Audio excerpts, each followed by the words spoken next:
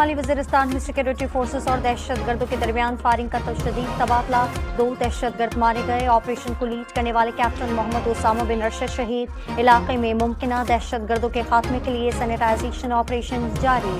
کراچی بھر میں گرج چمک اور تیز ہوا کے ساتھ بارش، بلدیاتی عملہ سڑکوں پر جمع، پانی نکالنے کے لیے جٹ گئے۔ گرمی کا زور ٹوٹ گیا، محکمہ موسمیات کے شہر میں آئندہ 2 روز تک جاری رہنے کی پیش گوئی۔ وزیر اعظم کا 200 یونٹ والے صارفین کے لیے 3 ماہ تک نرخوں میں رعایت کا اعلان۔ کراچی کے پروٹیکٹڈ صارفین کو بھی فائدہ ہوگا، حکومت 50 ارب روپے کی سبسڈی دے گی۔ ڈاؤن سائزنگ کا آغاز کر دیا، اربوں خربوں کی کرپشن بند کرنا ہوگی، وزیر اعظم کی پریس کانفرنس۔ بجلی کے بل بڑھنے کی وجہ سے عوام میں بے چینی ہے، ٹیم کے ساتھ مل کر حل تلاش کیا۔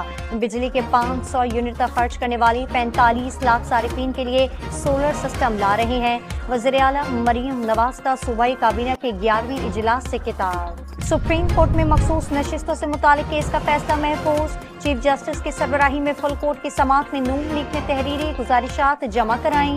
فیصلہ سنانے سے متعلق آپس میں مشاورت کریں گے، فیصلہ کب سنایا جائے گا ابھی کچھ نہیں کہا سکتے، چیف جسٹس قاضی فائز عیسیٰ کے ریمارک۔ بیرسٹر گوہر مخصوص سیٹیں ملنے کے لیے پرامید، عدالت 2-3 روز میں فیصلہ سنا دے گی، خوشی ہوتی شارٹ آرڈر آ جاتا، چیئرمین پی ٹی آئی کی گفتگو۔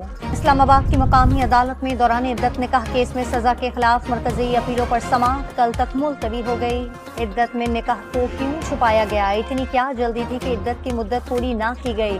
بشرا بی بی کے سابق شوہر خاور مانیکا کا پی ٹی آئی پر اپنے خلاف سوشل میڈیا پر مہم چلانے کا الزام۔ حساس ادارے کو ٹیلی فون کال یا میسج میں مداخلت اور سراغ لگانے کا اختیار مل گیا۔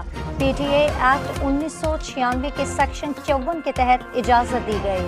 حساس ادارے کو پاکستان کے کسی بھی شخص یا ٹیلی فون یا میسج ٹیپ کرنے کی اجازت دے کر حکومت نے خود اپنی شہرت کاٹ لی، اپوزیشن لیڈر عمر ایوب کا دعویٰ۔ ذوالفقار علی بھٹو نے جمہوریت کے لیے قربانی دی، سابق وزیر اعظم کو دی گئی سزا بھی کالعدم قرار دینی چاہیے تھی۔ پیپلز پارٹی کی رہنما شازیہ مریکا بھٹو کیس پہ سپریم کورٹ کے تفصیلی فیصلے کا خیر مقدم۔ اور خیبر پختونخوا فلاور ملز مالکان نے مطالبات حل نہ ہونے پر 11 جولائی سے ہڑتال کی دھمکی دے دی، ٹیکس میں اضافہ فوری واپس لینے کا مطالبہ۔